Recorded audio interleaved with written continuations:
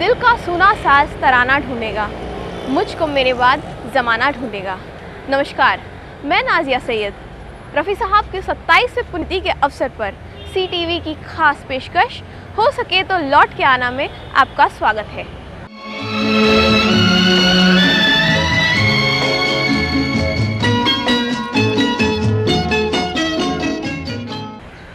ये वही जगह है जहां पिछले 27 सालों से सुरों की दुनिया के बेताज बादशाह मोहम्मद रफ़ी दफन है।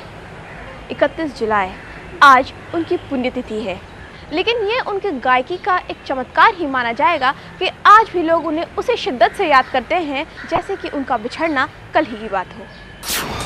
सन 1924 में दिसंबर की 24 तारीख की सर्द रात एक ऐसी शख्सियत जमीन पर आई जिसने पूरी दुनिया में मौसीकी की एक नई मिसाल कायम की। पंजाब के अमृतसर के पास एक छोटे से गांव कोटला सुल्तानपुर में संगीत के फनकार मोहम्मद रफ़ी पैदा हुए।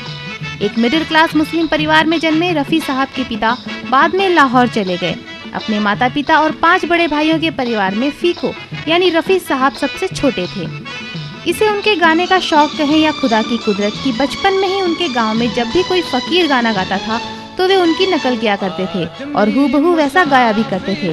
उनके इसी फन को पहचाना उनके जीजा मोहम्मद हामिद ने और हमेशा गाने के लिए उनकी हौसला अफजाई भी करते रहे। रफ़ी साहब की आवाज़ तो उनको खुदा की एक नेमत ही थी और इस बात का अंदाज़ा इसी से लगाया जा सकता है कि महज 7 साल की उम्र में उन्होंने शास्त्रीय संगीत की तालीम लेनी शुरू कर दी।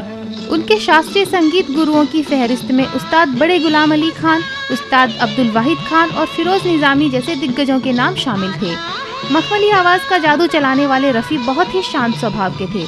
जो मासूमियत उनके चेहरे पर झलकती थी वैसा ही मासूम उनका दिल भी रहा। उनके कामयाब जीवन में उनकी जिंदगी की हमसफर रही माझी यानी उनकी बशीरा। शादी के बाद जब वो मुंबई में ही बस गए तब यहाँ के बांद्रा इलाके में उन्होंने रफ़ी मेंशन बनवाया। अपने 4 बेटों और 3 बेटियों के भरे पूरे परिवार में तो किसी बात की कमी नहीं थी। उनकी आवाज़ ने उन्हें इज्जत, दौलत और शोहरत सब दिया।